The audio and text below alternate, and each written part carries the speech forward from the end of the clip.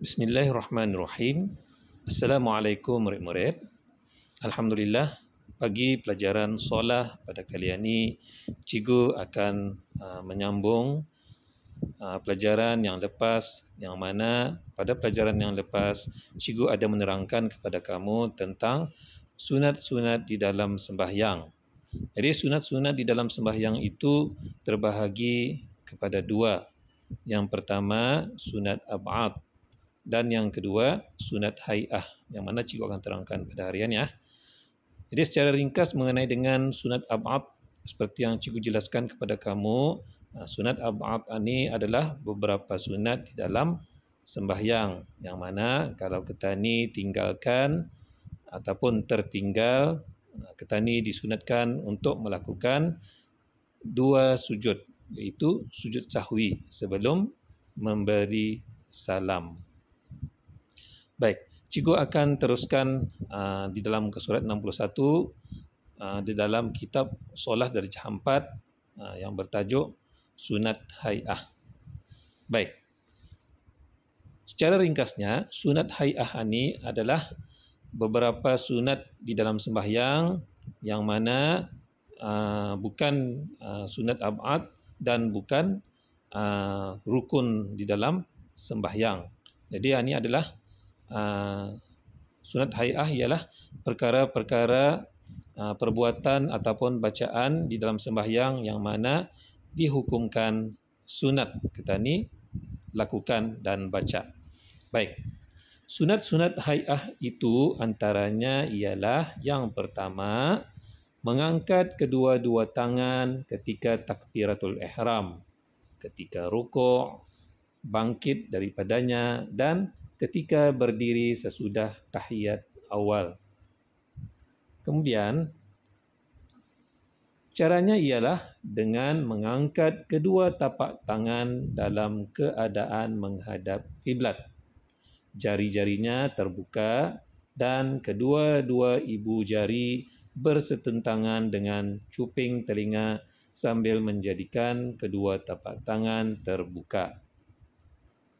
Kemudian yang kedua,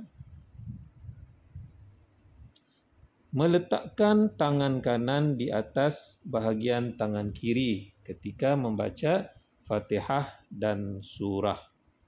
Kemudian sunat hai'ah yang ketiga ialah membaca doa iftitah selepas takbiratul ihram, iaitu bacaannya Allahu Akbar kabira walhamdulillahi katsira wa subhanallahi bukratan wa asila wajjahtu wajhiya lilladzi fataras samawati wal ard hanifan musliman wa ma ana minal musyrikin inna salati wa nusuki wa mahyaya wa mamati lillahi rabbil alamin la syarika lahu wa bidzalika umirtu wa ana minal muslimin. Kemudian sunat hai'ah yang seterusnya yang keempat ialah membaca al-isti'adzah, iaitu ucapan a'udzu billahi minasyaitonir rajim sebelum membaca Fatihah. Kemudian sunat hai'ah yang kelima ialah menyebutkan amin selepas membaca Fatihah. Kemudian sunat hai'ah yang keenam ialah membaca sesuatu daripada ayat Al-Quran selepas membaca suratul Fatihah. Apa saja surah? Surah sama ada surah yang pendek-pendek kah, terpulang arah ke tani. Okey, disunatkan pada 2 rakaat pertama sahaja dalam setiap sembahyang dan ia disunatkan kepada imam ataupun orang yang sembahyang berseorangan. Maksudnya kira kamu sembahyang, selepas baca Fatihah kamu baca surah. Apa saja surah? Surah Al-Ikhlas kah? Surah An-Nas kah? surah At-Tin ke, terpulang kepada kamu. Tapi kalau sembahyang itu 4 rakaat, jadi 2 rakaat yang awal itu saja dibaca surah selepas Fatihah. Kemudian rakaat kedua yang terakhir itu baca Fatihah saja. Tidak payah surah-surah yang lain selain daripada surah Al-Fatihah. Kemudian perkara sunat hai'ah yang ketujuh ialah menyaringkan bacaan Fatihah dan surah pada rakaat pertama dan kedua, sembahyang maghrib, sembahyang isya, subuh, Jumaat, tarawih dan hari raya, dan memperlahankan bacaan-bacaan tersebut pada sembahyang yang lain. Kemudian perkara sunat hai'ah yang ke-8 ialah melafazkan takbir Allahu Akbar ketika hendak rukuk, sujud, bangun daripada sujud dan berdiri sesudah tahiyat awal. Kemudian sunat hai'ah yang ke-9 ialah membaca Sami'allahu liman hamidah ketika mengangkat kepala dari rukuk dan membaca Rabbana lakal hamd ketika sudah berdiri betul.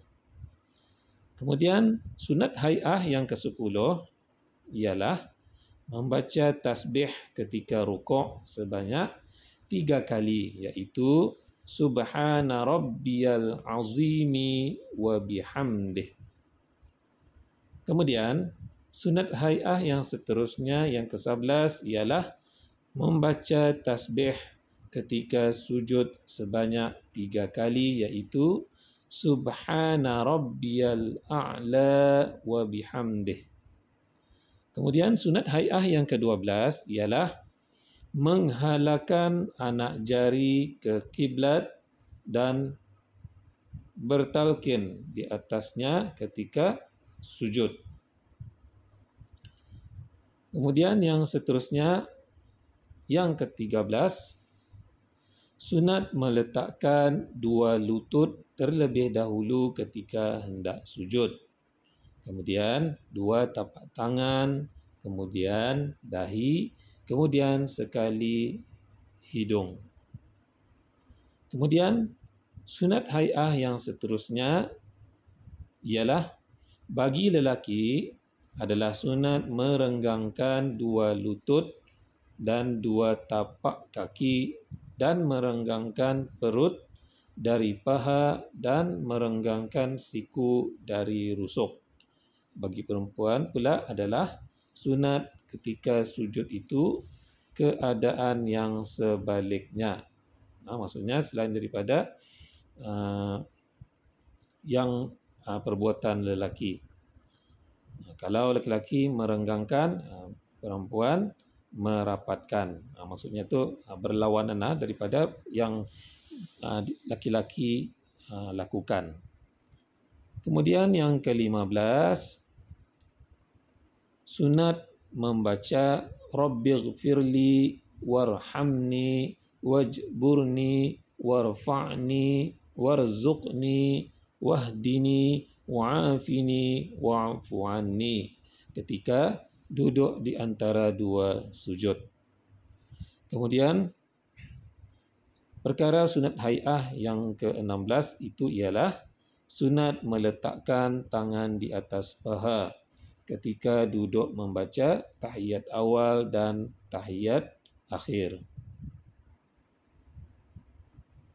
Caranya ialah dengan meluruskan jari tangan kiri sekira-kira berbetulan hujung jari dengan kepala lutut dan menggenggamkan jari tangan kanan kecuali jari telunjuk yang akan diangkat sebagai isyarat ketika mengucap illallah.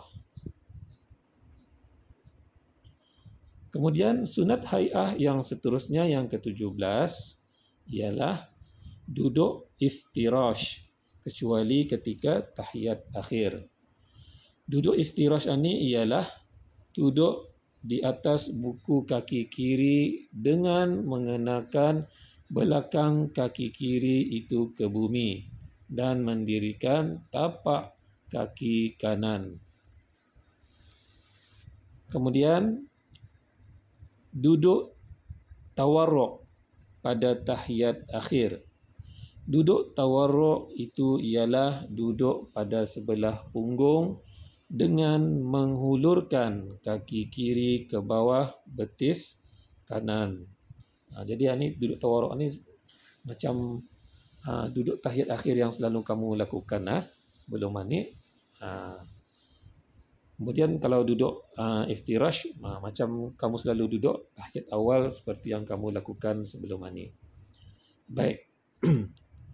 Yang ke-19 yang dihukumkan sunat hai'ah di dalam sembahyang ialah membaca doa selepas tahiyat akhir. Bacaannya Allahumma ghafirli ma qaddamtu wa ma akhartu wa ma asrartu wa ma a'lantu wa ma asraftu wa ma anta a'lamu bihi minni antal muqaddim wa antal muakhir la ilaha illa anta ya muqallibal qulub thabbit qalbi ala dinika wa ala ta'atika subhanaka inni kuntu minaz zalimin. Kemudian perkara sunat hai'ah yang ke-20 iaitu memberi salam yang kedua. Kalau salam pertama rukun tu salam yang kedua ialah sunat hai'ah. Kemudian perkara sunat hai'ah yang seterusnya yang ke-21 ialah berpaling ke kanan ketika memberi salam yang pertama dan berpaling ke kiri ketika memberi salam yang kedua. Jadinya secara ringkasnya daripada perkara-perkara sunat hai'ah yang cikgu sebutkan di atas tadi sebanyak 21, ini antaranya ni ia dihukumkan sunat hai'ah saja, yang mana Indah memerlukan ketani untuk sujud 2 kali iaitu sujud sahwi ataupun bukanlah perkara-perkara yang rukun yang wajib ketani lakukan. Ini terpulang arah ketani. Kalau ketani kan mau dapat pahala yang lebih banyak, maka lakukanlah sunat hai'ah ini jua untuk menyempurnakan sembahyang ketani. Ini orang kalau ketani melakukan perkara-perkara sunat tani, ketani dapat pahala sunat jua di samping pahala yang wajib. Jadi untuk pelajaran pada kali ini sampai sana saja yang dapat cikgu terangkan. Kalau ada apa-apa yang kurang difahami ataupun kurang jelas, boleh bertanya kepada cikgu lagi ya. Jangan diam-diam saja.